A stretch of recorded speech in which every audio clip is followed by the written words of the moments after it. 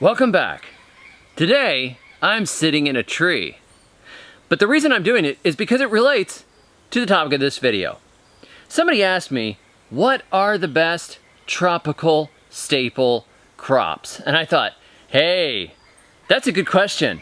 Why don't we do a top 10 tropical staple crop countdown? A good staple crop is high in calories. You really need high calorie crops, and you don't want crops that you have to grow over a huge space to get your calories. High calories that's what's going to keep you alive, right? High carbohydrates, high protein, but in the vegetable world, it's usually high carbohydrates. You want a lot of carbohydrates to keep you moving. So something like celery is not a staple. Celery's good, but it's not a staple. Spinach, no, you can't just live on spinach, not easily. It probably won't work very well. You're gonna need more calories to get you through your day. You don't want to have a nutrient-rich diet, but starve to death because you just don't have enough macronutrients like carbohydrates. So ideally, a staple gives you the carbs you need to keep moving. It's not like the end-all. You don't want to just live on it, but you want it to be the potential to live on it if you have to. Corn has some advantages and some disadvantages. Grain corn, as opposed to sweet corn, is the corn that you would use for corn flour. Tortillas, chicha, things like that. That's a dependable, easy to grow crop, and it's a lot less touchy than sweet corn. However, it has its downsides. You can end up with deficiencies if you eat corn without nixtamalizing it, which is treating it with lime. A deficiency called pellagra results. But that's not that big a deal. I mean, you can nixtamalize it. The bigger deal is that it takes a decent amount of space to get your calories out of corn, and corn takes some serious nitrogen. You have to have clear space for corn, you gotta loosen the soil, you gotta make sure you feed it well, or corn's not gonna do well. There's a reason that it's a member of the Three Sisters Gardens, and that beans were traditionally planted at the base of it to provide some nitrogen, and the corn act as a trellis for the beans, and then underneath you had pumpkins that provided ground cover and kept the ground a little moister.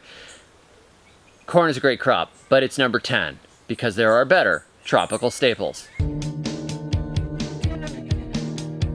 Pumpkins are an excellent staple crop. Now, the problem with pumpkins is that they don't produce the amount of calories that you quite want to live on a staple.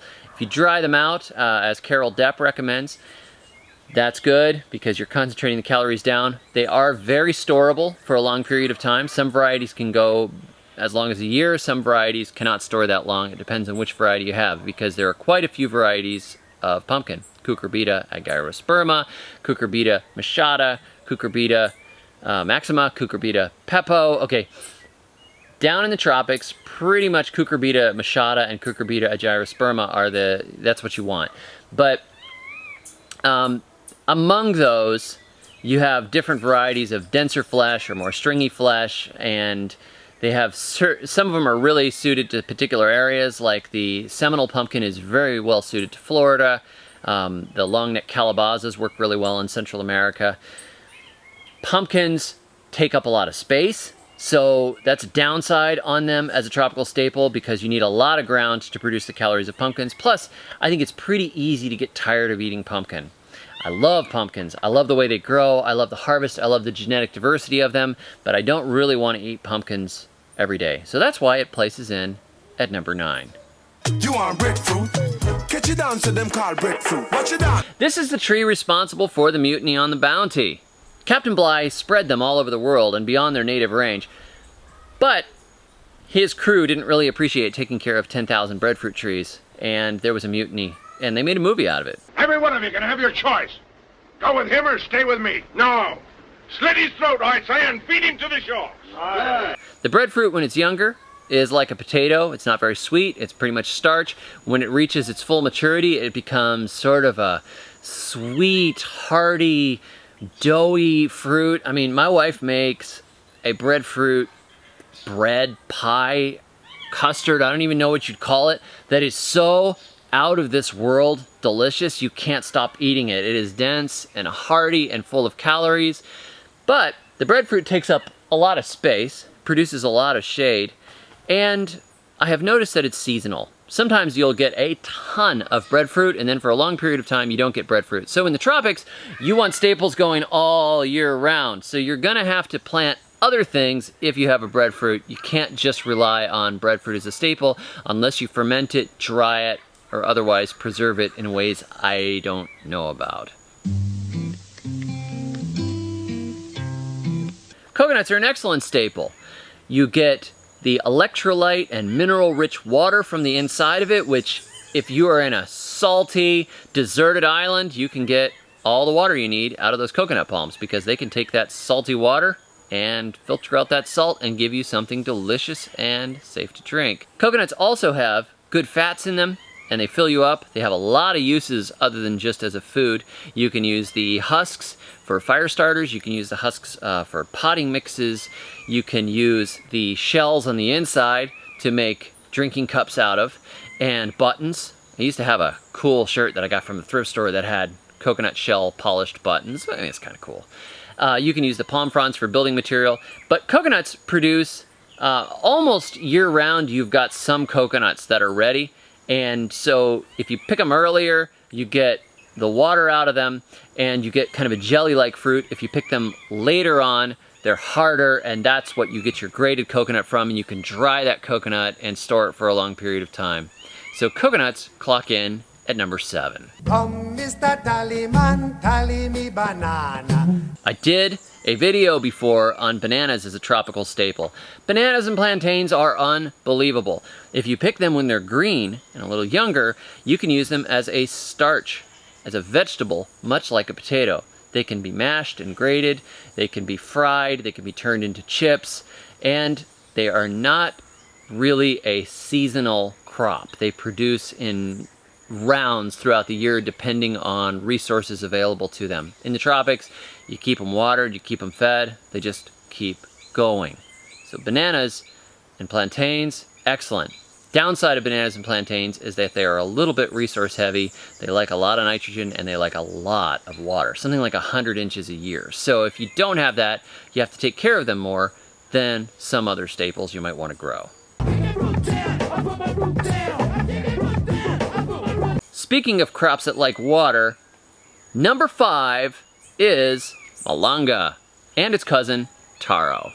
Malanga, which is also known as dasheen, is popular throughout the Caribbean and in South America.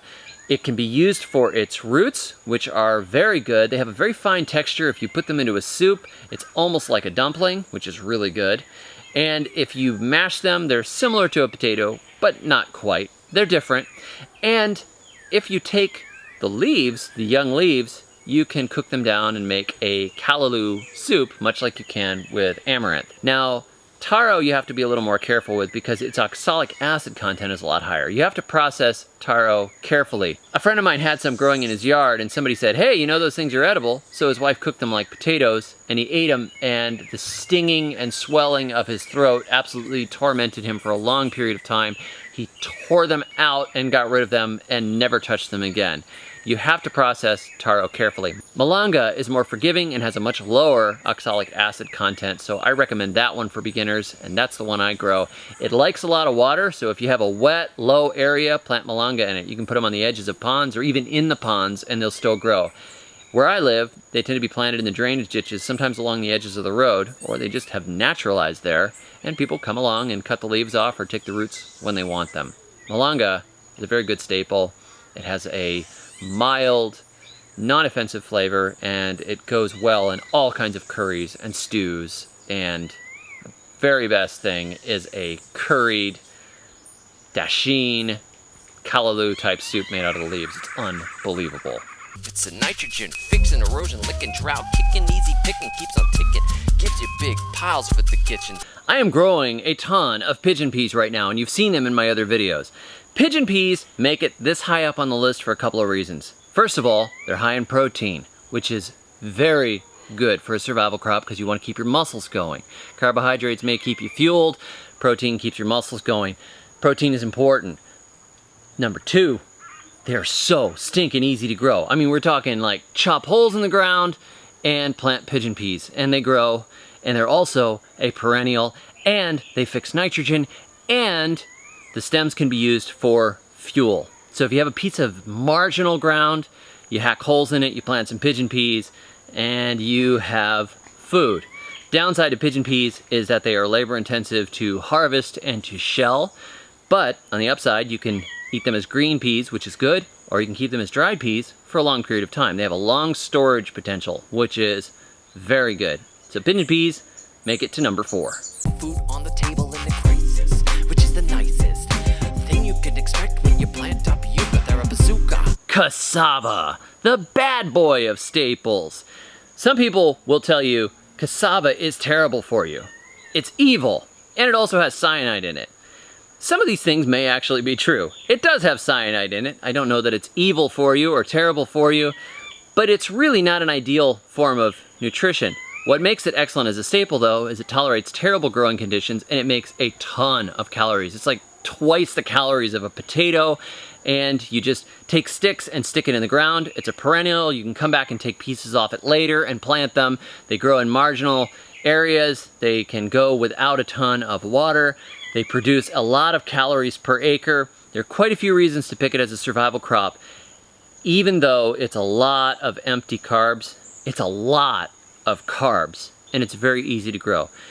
Insects and pests tend to leave it alone too, except in some areas where it's been grown repeatedly because of the cyanide content in it. You just have to cook it, and it's safe to eat. Now, if you want to boost the nutrient profile of cassava, take the leaves and use the leaves. Cook the leaves, grind them up, make soups out of them, put them in the blender, whatever. But you gotta cook them because they also have cyanide in them. But add the leaves to the roots and you get a much more balanced food. That's all I'm gonna say about cassava. I love growing it, but I know it's just a total carb load root. Come on, boys, potatoes in the paddy wagon. Mama says it just ain't fair. Sweet potatoes may strike you as something from Georgia, but they're really a South American staple originally. Sweet potatoes produce nutrient-dense roots that are quite good for you, and they also are not that high on the glycemic index. They're kind of buffered a little bit, if I understand it correctly, by the way the carbohydrates are inside of them. They're high in vitamin A if you get the orange type, and the leaves are edible as a green. So that just makes it excellent. It also produces a lot of calories in a small space. It's not that easy to get tired of sweet potatoes. They can be roasted and they're very nice. You can make pie out of them. And all you have to do is pull some vines, stick them in the ground. They're perennial. They'll grow over an area. They'll keep growing. You do have to break the ground up to grow sweet potatoes, so they're somewhat labor intensive and you do have to dig them, which takes some work. But overall, there's a reason I put sweet potatoes at number 2. They are a fantastic staple crop that's also good for you, providing both calories and nutrition and greens all in one and producing a lot in a small space. Yo, I gave all my spuds the boot, cause I'm in the woods, I'm grabbing loot. I'm looking for that yam shoot, and the yam horn I'm gonna toot. The yam family produces a lot of calories for almost no work. Look at this. That is a 40-pound root I dug from underneath a dogwood tree in the front yard of my old North Florida food forest. I stuck a little bulbil in the ground, and then a year or two later, I started digging. I didn't do anything to that. I didn't feed it, I didn't water it, it just grew up the tree, and it made a massive root. That is like the least amount of work I ever put in for calories. It's more effort to dig one of those suckers up than it is to plant it and care for it for a year. You really don't have to do anything. Stick them along a fence, stick them next to a tree. They are loaded with calories, and they're actually not that bad for you. If you look up the nutritional profile on yams, it's pretty good. It's a lot better than cassava, and they take almost no work. So yams, despite where they fall in an alphabetical listing, come in at number 1 of my tropical survival crop staples. Thank you for joining me today. I hope you'll try some of these staples in your own garden. They are fantastic. If your climate allows, give them a try and let me know how they work for you. You can find out a lot more about quite a few survival plants and profiles on all kinds of things ranging from Yaupon tea to Biden's alba on my website, thesurvivalgardener.com. And until next time, may your thumbs always be green.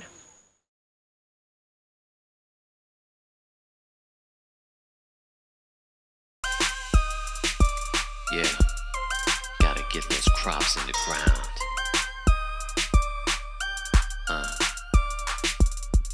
Order of my top 10 really had me torn, especially the 10, cause I love my grain corn. And as you know, I really feel fine about pumpkins, which clocked in at 9. And don't think breadfruit gets any hate just cause I put the tree smack dab at number 8. And coconuts are a slice of heaven, so the perfect number was indeed a 7. And bananas and plantains were there at 6. Fruits and carbs that my whole crew picks, and in a wet spot, malanga keeps you alive. Greens and roots, nail it down at 5. And if you're down and out and your soil is poor, pigeon peas will keep you growing, that's why they're at 4. And a list like this ain't complete without 3. Cassava feeds Africa and it'll feed me. And sweet potatoes are awesome, it's true, that's why they get silver, popping in at number 2. But above the rest, like splitting goats from lambs, I gotta give props to my favorite, the yams.